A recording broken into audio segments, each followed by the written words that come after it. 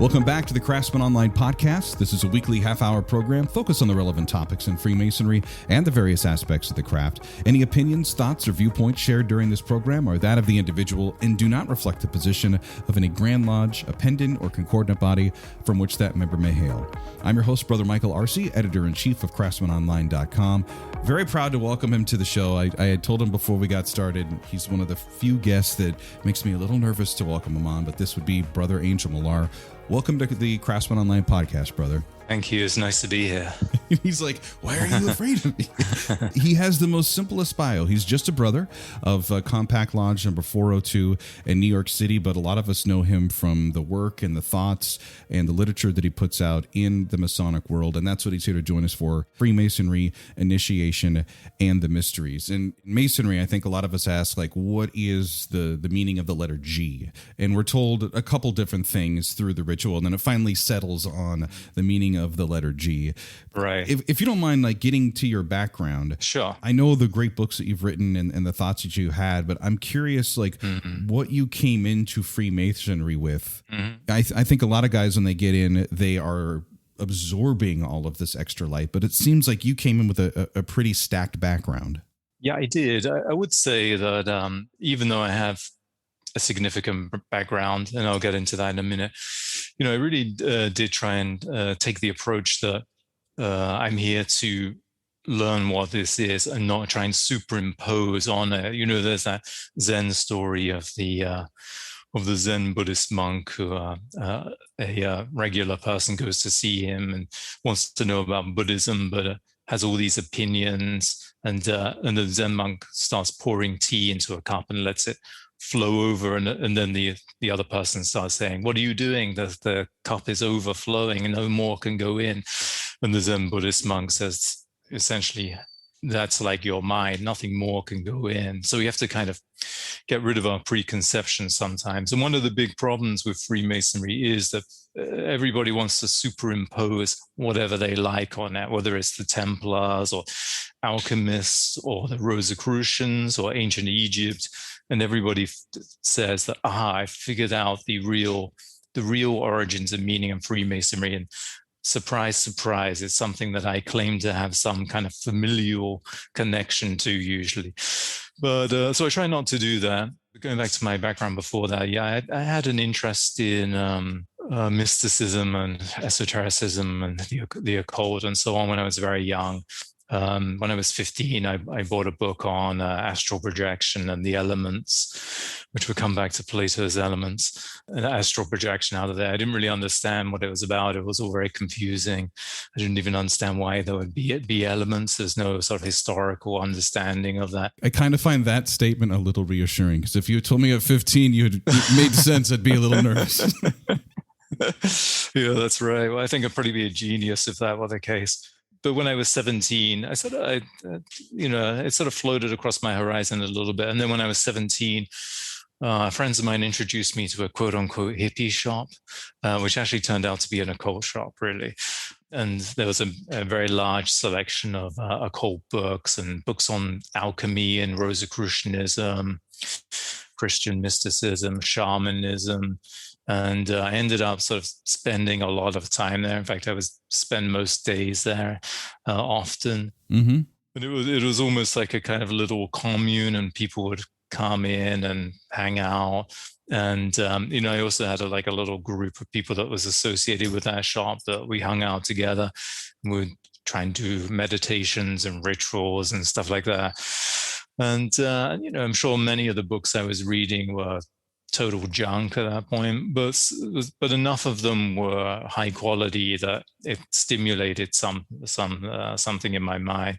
I was reading Mircea Eliade, who's a real academic. He's a real anthropologist on shamanism in particular. I was reading Crowley. I mean, Crowley is an occultist, but his writing is highly intelligent. Whether it's something you really want to follow or not is another matter, but it is highly intelligent. So it's going to push you mentally forward. And reading many other things as well. I was sort of interested in paganism, shamanism, altered states of consciousness in particular. it was it was a very romantic time in a way. I don't mean in a boy girl kind of way, but my friends and I would go to the local woods in the evening and do meditations and this kind of thing. And I was painting and doing art, and one of my other friends was a poet. So it was all quite bohemian, and in a way, it was one of the better times of my life. Although, in other ways, it wasn't. But probably 18, maybe 19, but I think around 18, I actually got a hold of the Royal Arch degree of Freemasonry and the Rose Croix degree of Freemasonry in England. I actually bought one of them. I bought the Rose Croix degree from a used bookstore in Greenwich Market in London. And then I can't quite remember where I got hold of the Royal Arch, but I read them, and they seemed a lot more intelligent than things that I was involved in. And again, I didn't really quite get it. And obviously reading rituals is a little bit, if you haven't been through it, it's a little difficult to kind of grasp what's going on. But, I could see that in the Royal Arch, it was about the elements and platonic solids, and the Rose Croix was, I recognized immediately, was clearly influenced by Rosicrucianism, alchemy, Hermeticism, and Catholicism, actually. Although a lot of Freemasons don't like to admit that, but it most certainly is.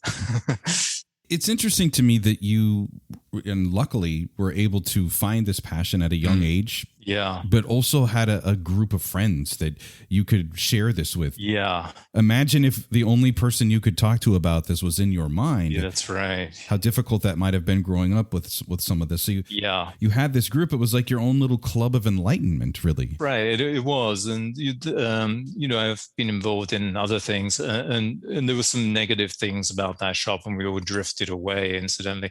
But, that group of friends was, in a way, it was mostly very positive. And, my friend doing poetry, I was sort of introduced to poetry in a way that I hadn't been before, especially as a young man. It's not really something you'd be interested in. I was painting. We were interested in tarot and runes and all kinds of things, and doing meditation. In a way, I kind of feel like it's better than going out nightclubbing every night and taking drugs or something. I mean, I've been going out to nightclubs actually a lot before that. I would already stopped by that point pretty much, but nevertheless, some people are still doing that into their 30s. So, I kind of feel it was a lot healthier, and it's definitely helped me mentally develop, I'm sure. And it was a very artistic time. So yeah, I was very lucky in that respect. We talk about Masons are first made a Mason in their heart, and the next place that they're made at is at a Masonic lodge. And I think what's helpful is that at a certain point in your mind, you start opening that door to other thoughts and other ways of examining things and new ideas. Yeah. And what makes it special is that you were able to kind of identify that at a younger age. And, other brothers like myself might have been able to come across a book or meet that friend that has a profound impact on your life and kind of changes the course a little bit for you. Yeah. In some cases, it could course correct for you. It could work out that way. But the interesting thing is that when I have heard you talk about magic, I think what unfortunately happens is that a lot of people might have the mindset of, growing up from a certain era where they think, oh, magic, like Dungeons and Dragons magic, or they think that. So yeah, that's right. Explain how magic is really a form of spiritualism. Yeah, well, maybe we should begin by talking about how it overlaps with Freemasonry a little bit. Yeah, historically speaking. So, since it's a subject that's come up on a Masonic podcast, let's trace the origins of why that would be, because that's probably not coming off on an Oddfellows podcast, right? Well, so during the 18th century, cutting it very short, during the 18th century, when Freemasonry went across to Europe, all of these new theories about Freemasonry emerged. Of course, most listeners will be familiar. The Crusaders, alchemists, Rosicrucians, Hermeticists, a little bit later on, ancient Egypt with Cagliostro's Egyptian Rite, and so on. And all of these ideas kind of came together in different ways, in different rites. And so you find all of these different Masonic rites in especially France and Germany. that it's sort of a mixture of Christian chivalry and alchemy, Hermeticism, Rosicrucianism. And then as you go later in time, you find other influences, as I mentioned, Egyptian iconography, let's say. If you get into the 1800s, then certainly late 1800s, you'll find even more influences. There's in one rite of Memphis and Mizraim in the late 1800s, there was a degree of the Knight of Scandinavia, which had Norse mythology in it and even runes. So all of these things kind of come together. But in the 18th century, you have this influence of alchemy, Hermeticism, and what we might consider magic as well. So although not technically speaking a Masonic order, you have an order like the Golden Rosicrucians or the Golden Rosy Cross. And to be a member of that, you had to be a Freemason of the 4th degree or the Scottish Master degree. And that order claimed to be able to raise spirits with the aid of a ghost conjuring machine, claimed to have the elixir of life, and probably claimed to make gold as well. So, and if you look at Gotthold Lessing's Masonic Dialogues, as it's now called, or Ernst and Falk, Gotthold Lessing was a playwright of the 18th century, around the same time as Wolfgang von Goethe, Germany's most famous playwright, who was a member of Masonic lodges and the Illuminati, I believe. And Gotthold Lessing wrote this dialogue called Ernst and Falk, and in it, it's these two characters are having a discussion about Freemasonry, and in there, one of them says that well, he doesn't know if gold can be made, but he knows that if it can be made, then it would be a Freemason that could make it. And he also talks about Freemasons being able to raise spirits, conjure up spirits as well. And all of that looks quite unlike the modern Masonic lodge. But but all of these influences were sort of seeping into continental Freemasonry. And then from these different rites, many of them just collapsed and disappeared. But some of them were collected together and formed the basis of the Scottish Rite. Others sort of poured into the York Rite, although some of those are actually more like English and Irish degrees. There were others that were attempted to be ingratiated into American Freemasonry, such as the Order of the Holy Cross, which disappeared. But if you look at the Scottish Rite, you do occasionally find, these alchemy, Hermeticism, Rosicrucianism, of course, in the Rose Croix. The Knight of the Sun degree used to I don't know if it still does, but he used to mention the Kabbalah as well, being originally a Jewish sort of mystical tradition that was then absorbed into Christian mysticism, and from there was actually sort of really infused into the occult. So if you were practicing the occult in the 20th century, which is only 2 decades away, I know, but if you were practicing the occult in the 20th century, almost certainly have some interest in the Kabbalah, if not practicing the Kabbalah as well. And if you look at an order like the Golden Dawn, founded by William Wynne Westcott and S.L. MacGregor Mathers, both Freemasons, both members of the Societas Rosicruciana, that Hermetic Order of the Golden Dawn, which is a magical order, was founded with the aim of doing magic. It's very much based around the Kabbalah as well. That they are interested in tarot, Egyptian mythology again. Think back to Cagliostro's Egyptian Rite. Rosicrucianism is in there. Alchemy and Hermeticism. So all this stuff that came through Freemasonry is then sort of pushed out into the occult world. And again, the Ordo Templi Orientis, really the other big occult order of the 20th century, again, founded by 2 Freemasons. Again, all this sort of Hermeticism, alchemy, Kabbalah, etc. is in there. And Freemasonry also kind of transformed the occult world. If you look back before the 18th century, it's really mostly it's individuals, sort of lone figures who are practicing the occult by themselves. Sometimes it's Christian monks or Christian intellectuals. John Dee trying to raise spirits, and he had one other person helping him, but it was not a sort of lodge or order type situation. But after Freemasonry emerges, the occult world has this kind of lodge experience. It's something you do in a group. It's not necessarily something you do by yourself. So in a way, it kind of changed the whole of the occult world as well. So hence, it's coming up in Masonic podcast today. You answered like 20 of the questions I've asked out the whole time that you're speaking, and it was like getting that Masonic education that I think so many of us like desperately seek. Like, this is what drew us to Freemasonry. Yeah. And when we take the final obligation, we become a Master Mason, we learn about the Hiramic legend, and then we're told, hey, everything that you want to know about Freemasonry is within the pages of this book. And then thud, we get handed our personal copy of the volume of Sacred Law or Holy Bible, whatever yours might be. Right. And very few guys open up that past the, hey, let's get everybody's signature in the room who was a witness of me being here today. Mm-hmm.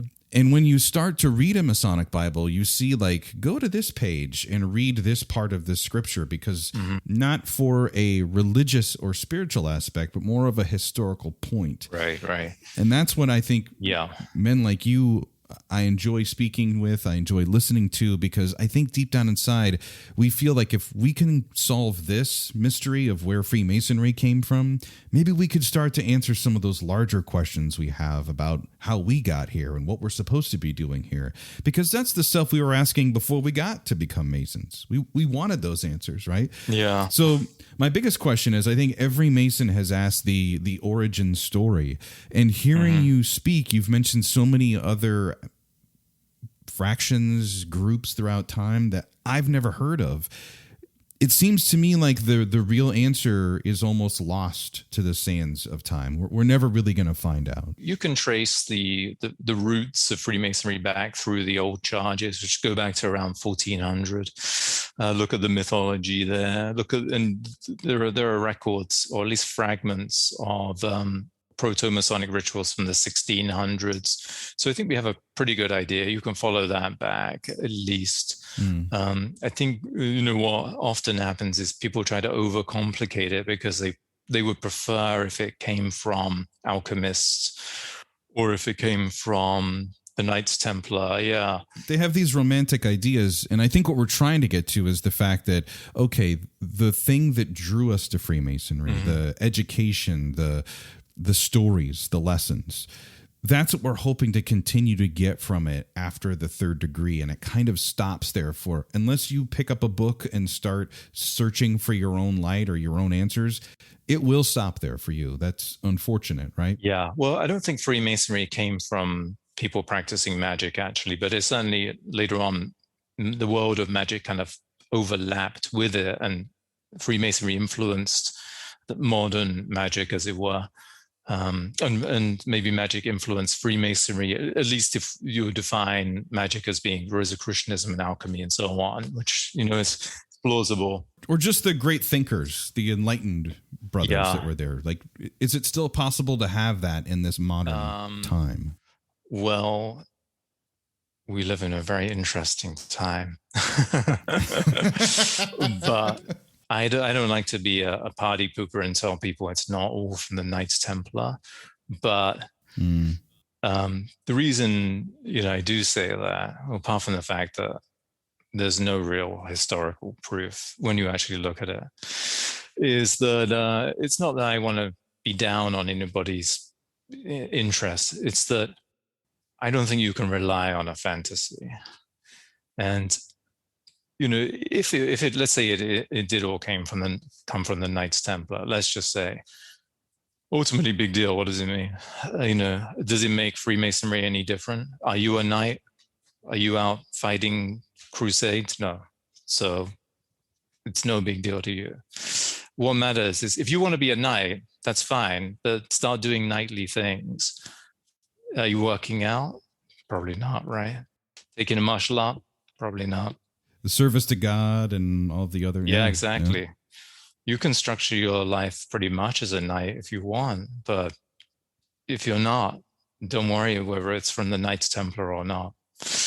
And I think that's one of the things that happens, is that it becomes a kind of it becomes an excuse almost to not do what you've claimed to kind of exalt, really. I have a link allegedly to a historical knighthood, but I'm never going to do anything that remotely resembles that. Well, what does it matter? Don't worry about it. Wouldn't matter where it came from then, would it? So, I mean, getting back to your question, sure, we can definitely improve the quality of Freemasonry. And, I would say over the last 5 years, really since the first Masonic Con was founded, which I really think has changed the zeitgeist for Freemasonry. I think things are, massively improved. Clearly a lot of brothers are actually interested in mysticism and philosophy and mythology and archetypes and so on, and maybe even meditation and magic and so on, and are trying to take a more intellectual approach. And you have groups, or journals like Fraternal Review, which is always trying to put out something new and interesting. And I've done a couple of issues with them, and I know the editor Dargo is always very keen to do things that are out of the box. So, and I think that's actually what was interesting about Freemasonry during the 18th century. Everybody was kind of thinking outside of the box, and it was obviously very creative. Whether we would like this or not, Freemasons were making up their own rites, and then these degrees in one rite, where some of them would be taken into another, and there's this big sort of stew of interesting ideas. And I know that we're not supposed to be doing that now, but nevertheless, I think we can still have interesting discussions, be able to understand these things at a deeper level without making any kind of historical claims or anything like that. Because, one of the interesting things about Freemasonry is everybody gets to claim that they have some sort of familial connection through Crusaders or alchemists or Scotland or whatever it is, or that it goes back to, ancient Greece or Islam, or that's another one, or Druids, Vikings, that's another one. I mean, there's loads. There's probably hundreds of theories. Pick one, yeah. But the question, on the one hand, it's kind of frustrating. On the other hand, what it does tell you about Freemasonry is that Freemasonry looks like a lot of other things, but all those other things don't necessarily look like each other. The Vikings don't look a lot like Christianity, but somehow when you look at Freemasonry, it can look like both, which is weird. And even, a few years ago, I was reading, not to encourage anyone to think up another theory, but a few years ago when I was researching a lot on Islam, I came across esoteric Shiism, which I think is the last obscure form of Shiism imaginable. And esoteric Shia Islam, there's this notion that Allah created two columns of light, and one of them was Muhammad and one was Ali. And these are the archetypes of Muhammad and Ali, who later on, of course, are made in the flesh. And you look at that and you think, well, columns and light seem to be very Masonic, right? And you could easily kind of think, oh, that's the origin of Freemasonry. Of course, it's not. But weirdly, it looks like it. And weirdly, almost all sort of esoteric and mystical traditions look like Freemasonry when they don't look like each other. And I think that by some weird, fortuitous event or whatever it may have been that encouraged the creation of the 3 degrees, it is somehow reflective of what some people would call a primordial tradition, although in many respects it must be very different. But it does seem to have tapped into the human psyche, especially the spiritual psyche, that it can somehow reflect all of these traditions from all across the world. So I wonder how many other Masons start looking at art or work or examining literature or hearing other thoughts. And since we've been introduced to these things, we have found that thing that, I'd kind of mentioned that we were seeking, which was was that enlightenment at some level? I really try to be discerning. And I think that people who see Masonic things everywhere are usually wrong. Although, sometimes there's some truth to it, but usually not always, Right. Yeah, I'll watch a movie or a show on Netflix because who hasn't done that for the past year and a half? But, certainly Freemasonry has influenced literature. Tolstoy's War and Peace, for example. Casanova mentions it in his biography, which is enormous. And, and even today, and this was actually something I did with Returnal Review, looked at Freemasonry and art and Freemasonry and fashion as well. And that seems like a very trivial subject, but you'd be amazed at how much Masonic material has been taken up by streetwear designers, but also, high-end fashion designers as well. So you had talked about how a lot of guys, when we start our journey of searching for origins or some of the ancient, we mistakenly just go searching for the oldest text that we can find, and we'll say, well, this is the oldest book I found on this subject. This must be the truth. Well, I think if you're trying to explore the historical roots of Freemasonry, you really do have to read the old charges and whatever fragments of rituals are being recorded, and any sort of early newspaper mentions of Freemasonry as well from the 1600s. You find some.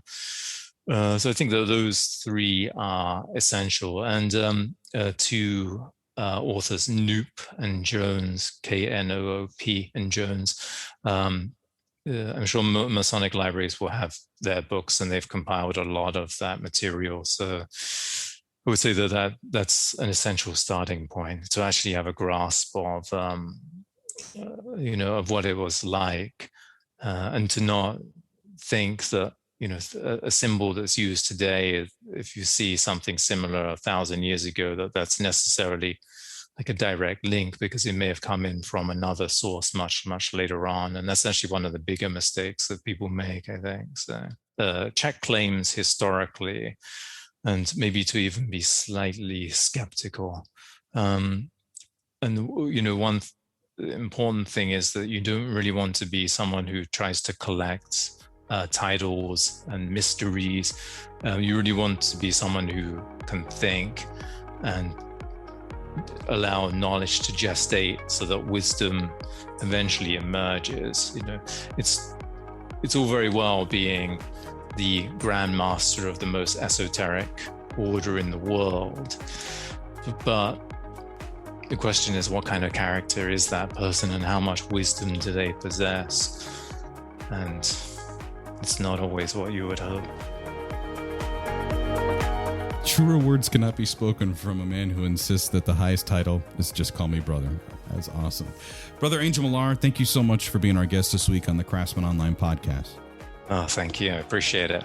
If Masonic education is important to you, you can sign up for our email newsletter at craftsmanonline.com. New episodes of our podcast are available every Monday morning. Until next time, let peace and harmony prevail.